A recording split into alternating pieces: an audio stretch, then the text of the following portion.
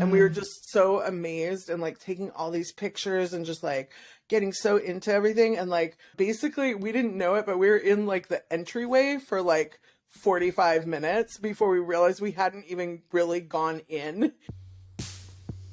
We're dreaming the world to come, spiraling in time, dreaming alive, dreaming alive, dreaming the world to come, dreaming alive, dreaming alive, can you hear our song? Hi, I'm Nomy. I'm Rebekah. And this is Dreaming the World to Come. This is Dreaming the World to Come, a project where we reimagine time and the ways that we relate to it, aligning with ancestral Jewish traditions and honoring the diverse voices and experiences of the diaspora, past, present, and future, and the magnificent humans who have been dreaming of a just world for millennia. Nomy and I are both queer, non-binary, white disabled Jews and Hebrew priestesses or priestixes. We live in the Pacific Northwest on Squaxin Land, also known as the Stichos Village, known colonially as Olympia, Washington. In addition to this podcast, we create a planner that combines Hebrew, Gregorian, and moon calendars. And this year's is called Indwelling Dreams of Olam Haba. This podcast usually comes out at the beginning of each Hebrew month and includes our takes on that month and usually an interview with a contributor who wrote about that month in the planner. And you don't need the planner to enjoy the podcast, but you can still buy it at www.dreamingtheworldtocome.com on sale for $18. And as we like to say, well, supplies last. They live in the rafters of Rebekah's house. And, yes. They're roosting there very happily, ready to fly to your home. Where they would be happier. Yeah, much happier. They feel really, really special yes. in your hands. We also have a Patreon. You can join it for as little as $1 a month. It's patreon.com/dreamingtheworldtocome. And we want to ask for you to rate and review this podcast if you like it. If you don't like it, just leave it alone. But if you like it, give us 5 stars. And we've gotten only 2 reviews, but they're very sweet. One says, "Thank you, really enjoying your voices. Thank you for sharing them, supporting this mission wholeheartedly." And the other one says, "Absolutely love. This podcast brings me so much joy. I'm grateful to the hosts and the guests. Thank you for making my month." So you can write something as sweet and simple as that, or you could write a big, long review of what your favorite parts are. We also get really good feedback about the extended interviews. So if you want to access those, you should join our Patreon, and then you can scroll through past months and click through to watch those extended interviews. They're really rich. There's so much that we have to cut for time every month. So yeah, you get more of our beloved contributors that way. So join our Patreon and hook into the extended interviews. Mm-hmm. I feel like we're creating kind of a encyclopedia of Jewish resources that you can't actually find hardly anywhere else unless you did like really extensive research in some cases. Mm-hmm. I mean, speaking of which, if you go to our website, dreamingtheworldtocome.com, and click on resources, there's like so much information there from over the years that we've compiled. And if you have questions, if you're like, I don't know, what's this Netivot thing? Which holidays are coming up? Or lots of different questions that you might have. There's information on our website about. And a lot of the things that we talk about briefly, you can learn about in more depth that way. And also, if you haven't really looked through our show notes each month, There's a lot of information there too, and it's slightly abbreviated for the audio version, but if you go to the YouTube, they're even more fleshed out. And so if you're listening and there's a word that's used in the podcast that you don't know, it's probably defined in the show notes. And we also put links to different people's projects. And yeah, we are excited about sharing the information that we find meaningful. So thank you so much. Welcome, Iyar. We are now in the Hebrew month of Iyar, the time of counting the Omer, which we'll talk about a lot in this podcast. And this month we don't have a guest with us, so you'll just get Nomy and I for the month, but our contributor for the planner is Erika Davis, and we just want to give a shout out to her and her work because she's an amazing childbirth education and postpartum educator and doula, birth worker, and she's also a yoga instructor, a gardener, a parent, and she lives nearby us, a little bit north of here, and offers her services to this area and beyond, online and in-person classes and education. And particularly, she focuses on celebration and affirmation of Black and queer families and people, which I got that from her website, that line. And she's so down to earth and sharing of herself and her journey as a parent and her fertility journey. And she also has an awesome Patreon, which I would recommend supporting and following, where she does a lot of education around racism and just wanting to shout out Erika and all of her work and appreciating her in our community. And she wasn't up for being interviewed. We were in communication and didn't know if it was going to happen, and then didn't work out another person. And we actually were like, you know what, this is this month of kind of pause and wait. And so let's simplify a little. So she invited us to pause in her writing actually about the month too. Yeah, exactly. So I'm definitely missing the opportunity to have this conversation with her, because that's something I've just been enjoying so much, having these deep conversations with our contributors. And we are in community and we'll definitely have many conversations. So this gives us an opportunity to really focus more on our ongoing conversation about our spirituality and the cycles of time. But I do want to share a excerpt from Erika's piece that she wrote, which is called Iyar, Sacred Pause. The month of Iyar is sandwiched between two major holidays, Pesach and Shavuot. Counting the Omer gives us an opportunity to mark this passing of time, and Pesach Sheni gives us an opportunity at second chances, but it can seem like we're just biding our time until the grandeur of receiving the Torah on Shavuot. This time of waiting is reminiscent of the space a midwife holds at birth. Some of my favorite, and I would argue the best midwives, know that the magic happens in the waiting. That undisturbed, in-between time is when a birthing person is in labor and progressing, leaning on their support team, and also often turning inward and paying attention to the power of their bodies. Those midwives are often unseen and unheard, in the corner of a darkened room, offering an occasional word of encouragement, but mostly silent, with the realization that the best support is offered in the holding of space, in the waiting. Beautiful. Yeah.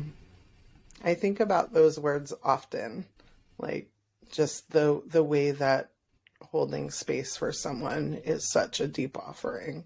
Do you have any other thoughts about sacred pause in this moment? Yeah, I was pausing and reflecting on how counting the Omer is a period of pause. Mm-hmm. And this time between Passover and Shavuot, Passover, the holiday of liberation, and Shavuot, the holiday of revelation. And it's waiting for the grains to grow. And this way that the waiting and the pause is a place for new life and creativity to emerge. My nephew was visiting this last week, who's 12. And I said to him a few times, it's really good to be bored sometimes. And that when you're bored, it's like you're making space for what's next that's going to emerge. It's a place for your imagination to incubate. And in order to receive a revelation, you need that space. Yeah. I've been thinking about the ways that time is like, can't quite be pinpointed. Like, I've just been thinking about that because every day of the Omer has a specific theme and energy to it. And I'm definitely experiencing those nuances. And I always kind of feel like, oh, I missed it. Or like, Jewish practice gives us so many opportunities to mark time in very specific ways. And there's some things that are big, like, well, I know I did Passover because I went to 2 Seders. So that was Passover. I did it. I ate matzah. And even so, there's like these 8 days of Passover. And I don't know, just the timing is like, it's not exact. Life isn't like boop, boop, boop, click, click, click, you know? And so when I'm counting the Omer, I'm like, okay, like right now as we're talking, the actual day is Chesed Shebegevura, and that is essence. And there's a way that I'm like, oh yeah, I feel my essence in this moment. And also a way that I feel like tomorrow I might feel it more. And it will have been because I put a little bit of focus on it, and that allowed it to kind of like integrate. And then I'll have more awareness of it tomorrow. So even though today is the day, actually now I'm remembering, like, I've heard this talked about how we have these holidays that are like the essence of certain energies, but that actually just opens that portal so that it can exist throughout the whole year. Like the energy of Pesach and liberation doesn't just exist in that one moment. We like open it up, and then that allows it to pour out into the rest of the year. Yeah. Yeah, and the way that we prepare for holidays too, that preparation for something allows there to be more attention and consciousness of what it is when it's happening. Even thinking about how a ritual plays out, like Passover, for example, the cleaning of the chametz before you engage in the Seder. And even on Shabbat every week, cleaning your house, if you do that. And getting prepared to rest, making it sacred through the preparation. So for folks, you know, I teach this Omer Oracle class that we meet weekly and kind of go through each of the Sefirot, which are the emanations of the divine on the Kabbalistic tree of life.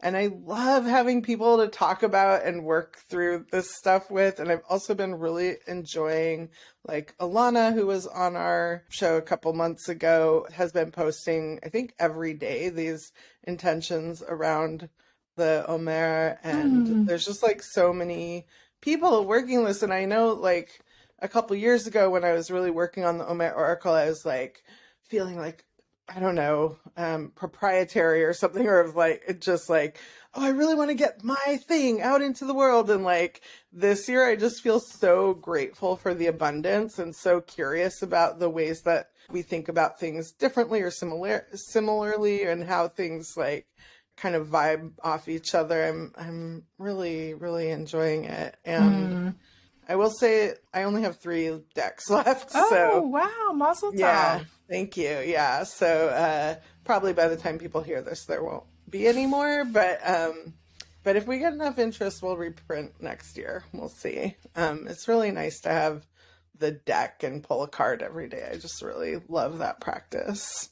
I do too. I really appreciate we just keep it on the coffee table in the living room and in the evening pull a card and see how it grows every day. It's a really nice resource. I never counted the Omer before a few years ago when you put out your deck, and it really has helped me build this practice.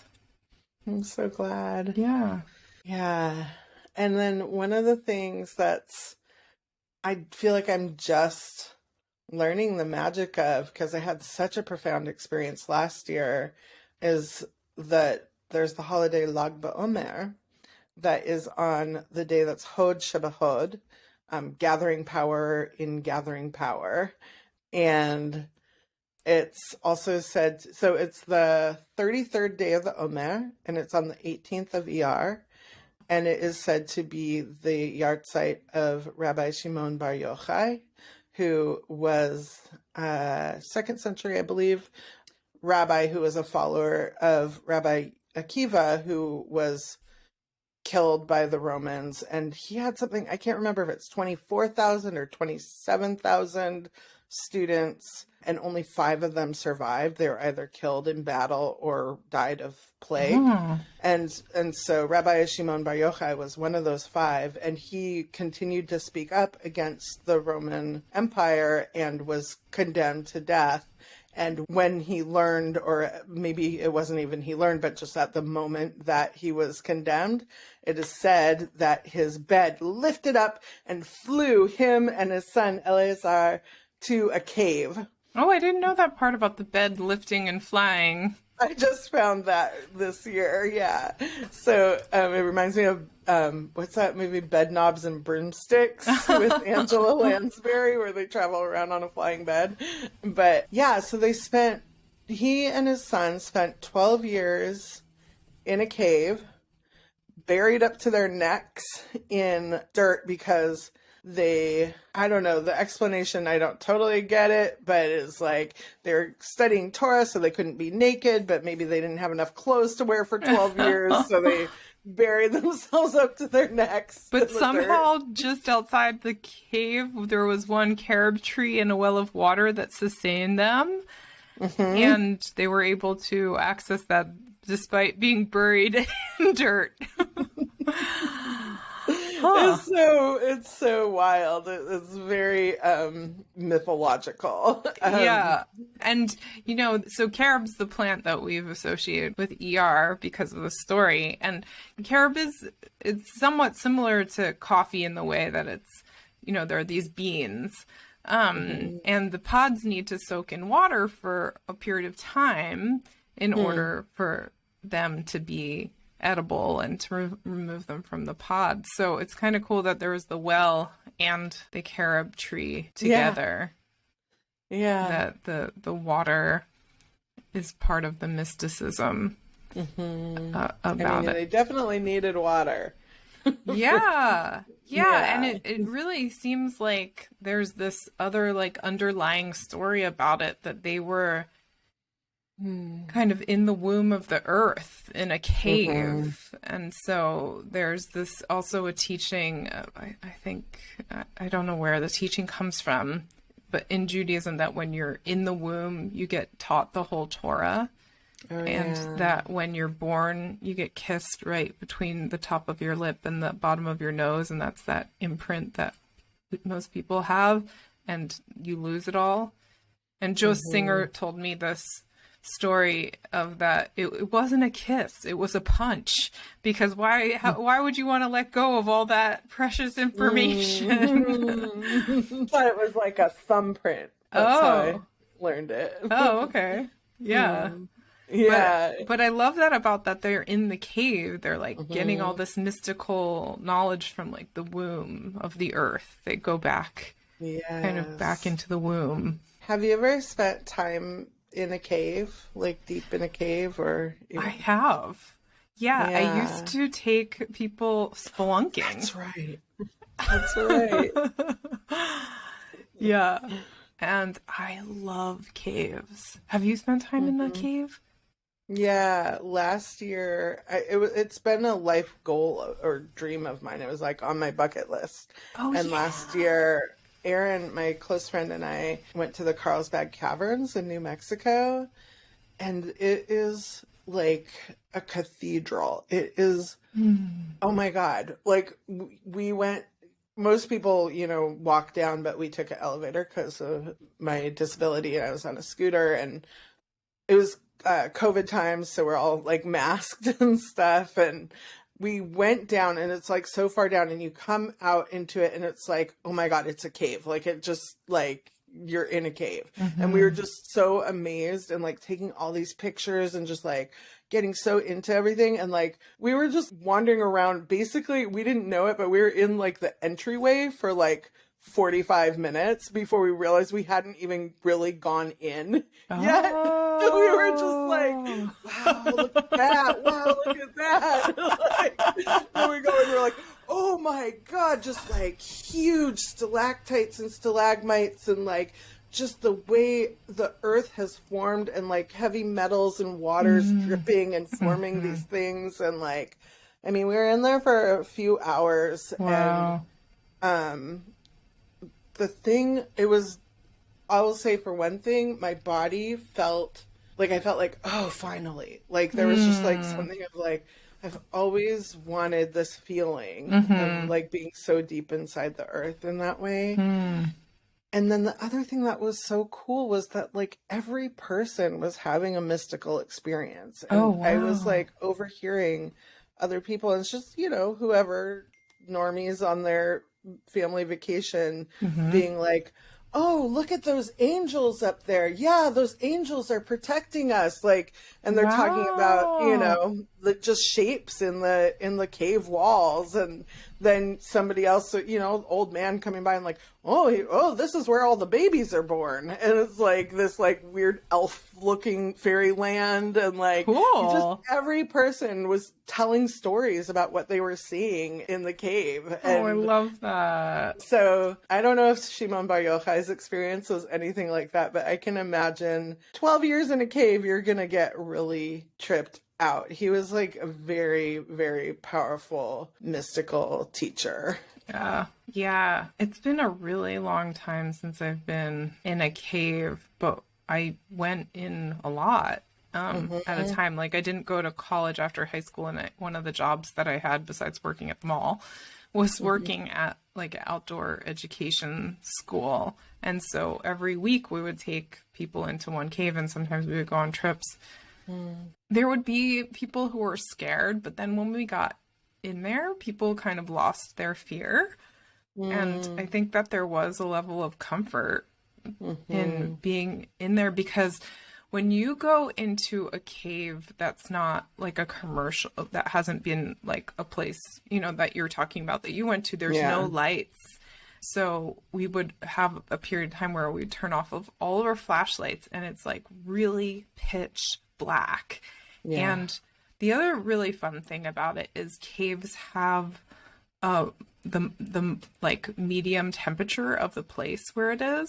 So it's a place, like if it goes down to like 18 degrees and then the highest is 100 degrees, it's like the cave temperature is in the middle. Yeah.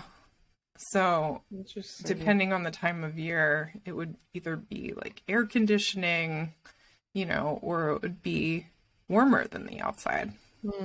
Interesting. Yeah. I'm thinking too, the part of the story where so after 12 years, Shimon Bar Yochai and his son get to leave the cave.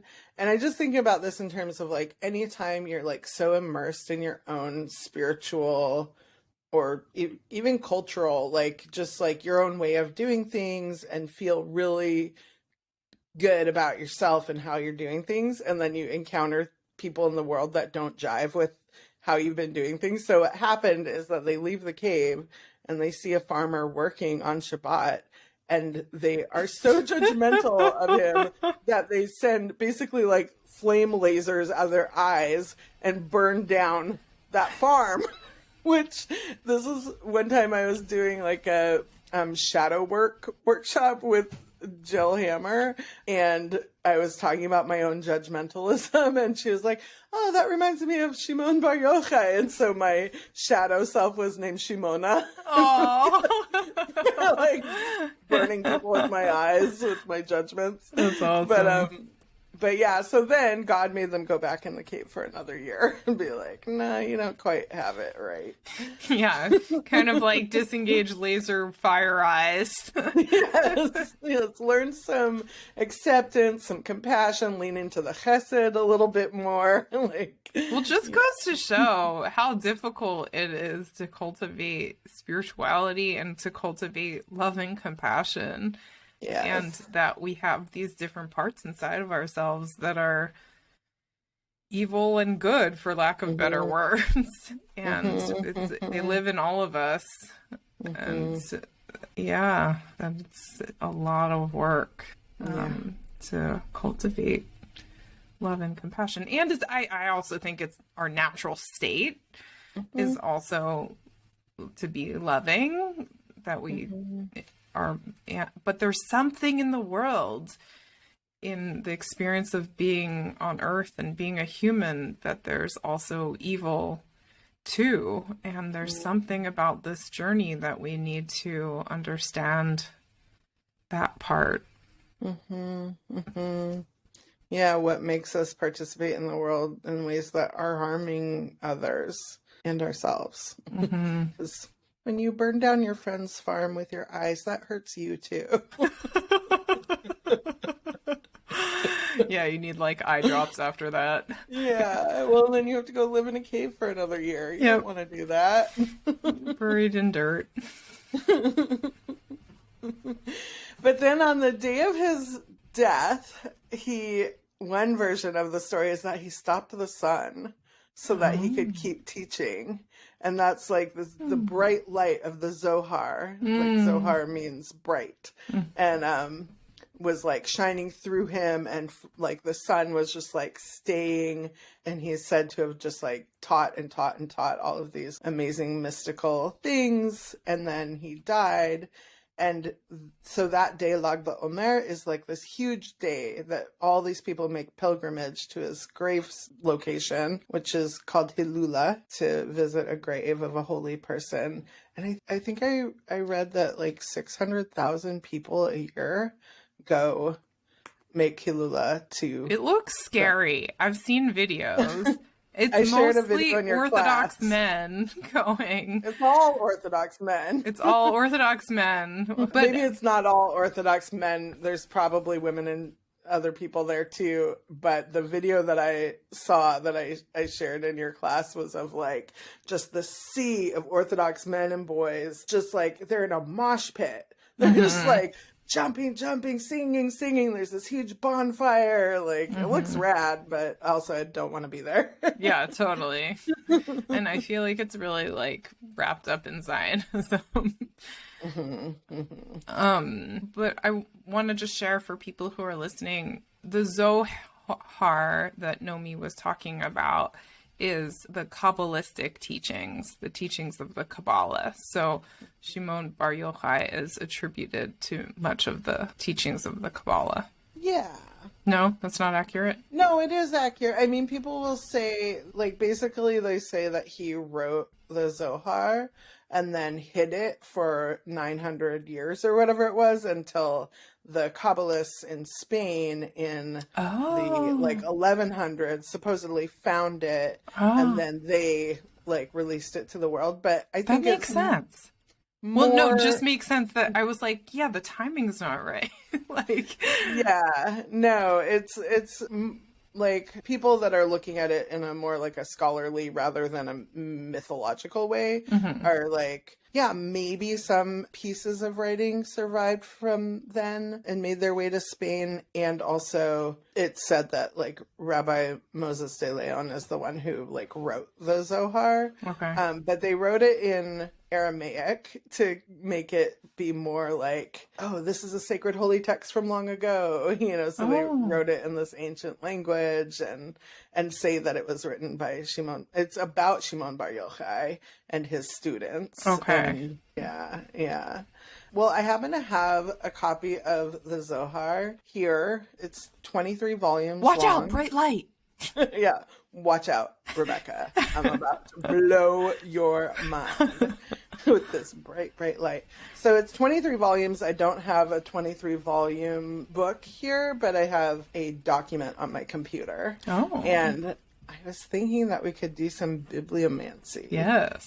So let me see what these sections are and if I can. Oh my gosh, there's like the first chapter is called The Rose. I just love that. Yeah. The Zohar is a rose. And the Jewish people are a rose. All the different layers, petals. Yeah. So let's just look at that chapter. So that's chapter 41 through 56. Those are the page numbers. So will you choose a number between 41 and 56? 13. Wait, that's not between 41 and 56. 42. But if you want to go with 42. Do you want to go with 13? Because I could go to page 13. Yeah. Okay. Let's go to page 13. Let's see. Okay. Now choose, let's see how many paragraphs. 1, 2, 3, 4, 5, 6. There's 7 paragraphs. Choose a number between 1 and 7. 7. Okay. Well, this is what the 7th paragraph of the 13th page says. Quote, by virtue of Rabbi Shimon's composition, the Book of Zohar, from the supernal force that brings all things back to the Creator at the end of days, the children of Israel will taste from the tree of life, which is the Book of Zohar, and they will be redeemed from exile by the Creator's mercy. Wow, that's Olam Haba. Olam haba. The world to come. Yeah, I mean, I think come. the exile could be like exile from your true self, from a sense of belonging. Yeah, it could be interpreted a lot of different ways, I think. Yeah. I just thought of one more thing I had wanted to say. Yeah. I think that there's something about Iyar and about Lag BaOmer that brings this time travel element, and that's evident in the way that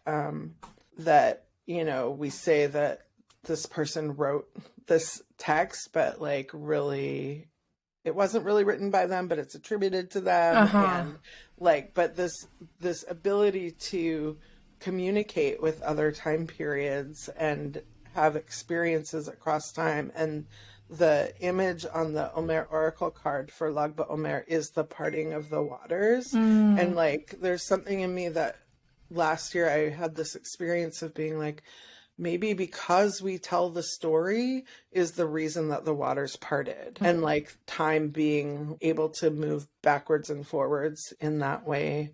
I think that's something really special about this moment that we're in. That's beautiful. Yeah, we tell the stories so the stories are true. Yeah, and maybe if we weren't telling the story about this thing that happened, it wouldn't have happened. Well, it's the main teaching of the Sefer Yetzirah, this ancient mystical text that I'm really interested in, that words make creation. So there's this very core Jewish teaching about the stories that we tell create our reality. And and that's a big part of this project, Dreaming the World to Come, for us, is how do we tell the stories of the Jewish year in a way that creates liberation and freedom for everyone and makes space for everyone. Yeah. Dreaming alive, dreaming alive, dreaming the world to come.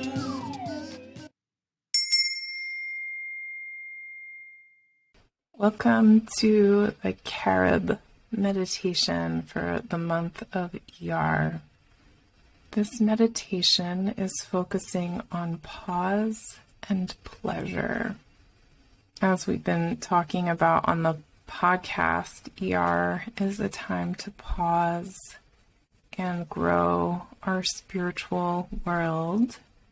And it also contains the holiday of Omer, which is a day amidst the pause to experience pleasure. So let's feel into those sensations in our body. Taking some breaths in and out.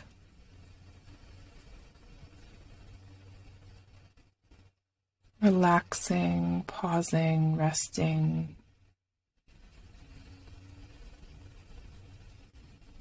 Feeling the pleasure of breathing in air and breathing out. Noticing, watching the in and out, traveling with the breath. Carob is the tree we have associated with this month. And I don't know about you, but I find pods very pleasurable. The pods of the carob tree holding the carob inside the beans. And they need to soak in water before they're ready to be opened. So just imagining and feeling this pod soaking in water. Maybe feeling, where does that live in your body? Where can you feel the satisfaction, the pleasure of the soaking pod? Where can you feel a loosening, letting water do what our hands cannot? Opening, loosening, just allowing.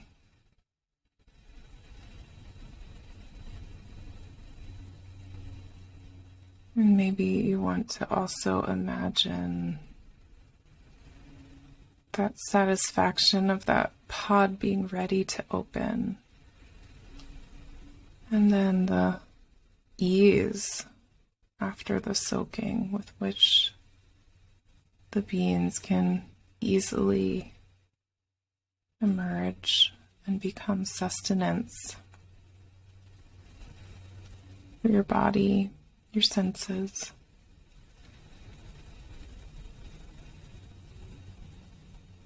Just feeling into the pleasure, the pause, the soaking, the ease. Thank you, Carob.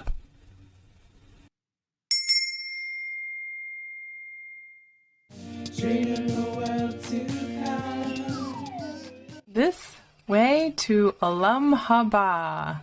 In this part of our podcast, we talk about inspiring traditions and people and movements that are building the way to the world that we want to live in.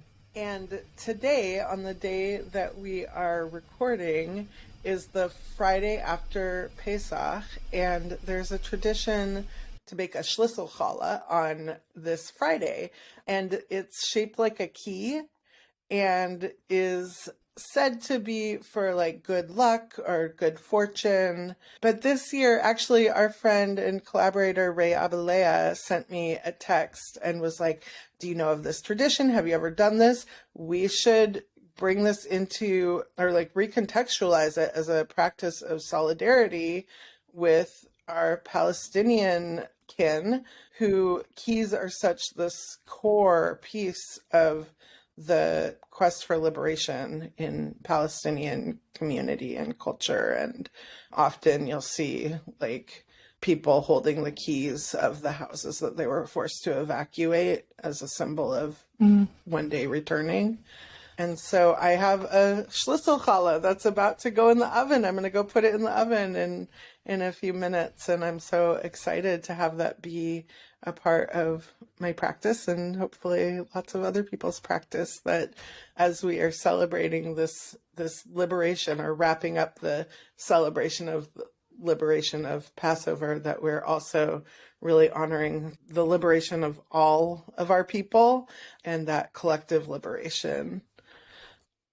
Yeah. And tying our traditions to make them meaningful for others' liberation as well. Yeah. So beautiful. Yeah.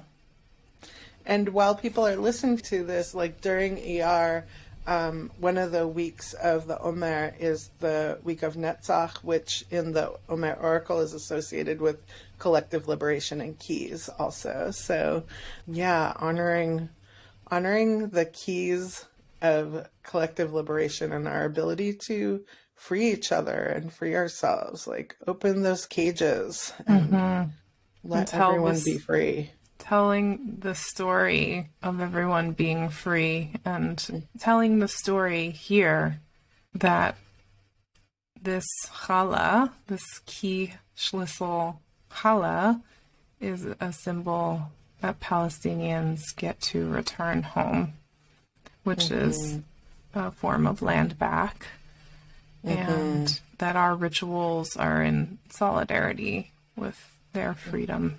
Yes, amen, amen. Ken yehi ratzon.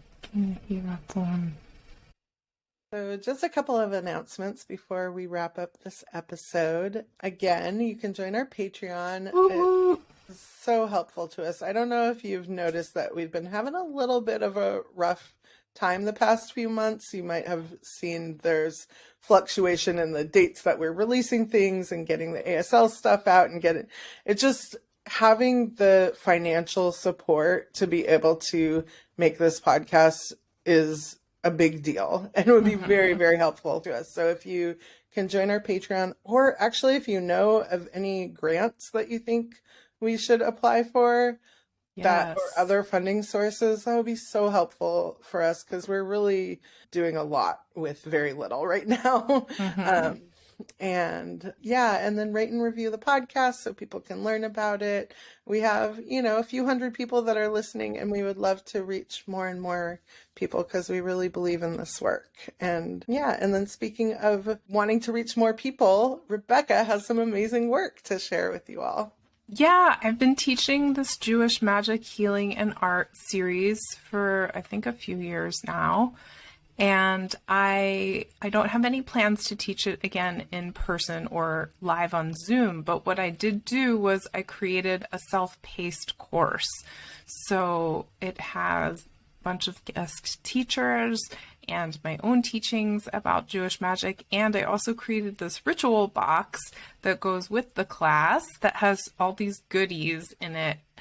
Herbs and plants and a engraved mirror and clay for making an incantation bowl and a beautiful bottle for making anointing oil. And so it's so awesome. I really want people to sign up for it, because I took the class and got the ritual box, and it was so fun to have all of those materials provided and just be able to follow along and do the activities at home. And that mirror is gorgeous, and it's like the centerpiece of my altar now. Highly recommend. Yeah. And if you need a discount on the course, I can't do discounts on the ritual box, but if you need a discount on the course, then send me an email and I'm happy to work with you on it. Thank you so much for that offering, Rebekah. Yes. Thank you to everyone for joining us for this Iyar episode. And next month we will be partying down with all of you at Sinai for Shavuot. Woo-hoo. Enjoy your month of pause. Amen. What wondrous love is this, oh my soul, oh my soul. What wondrous love is this, oh my soul? What wondrous love is this from deep and dark abyss? She calls into my heart, oh my soul, oh my soul. She calls into my heart, oh my soul. And when in death I'm free, I'll sing on, I'll sing on. And when in death I'm free, I'll sing on. And when in death I'm free, I'll sing and joyful be. And through eternity I'll sing on, I'll sing on. And through eternity I'll sing on. What wondrous love is this, oh my soul, oh my soul. What wondrous love is this, oh my soul. What wondrous love is this from deep and dark abyss? She calls into my heart, oh my soul, oh my soul. She calls into my heart, oh my soul.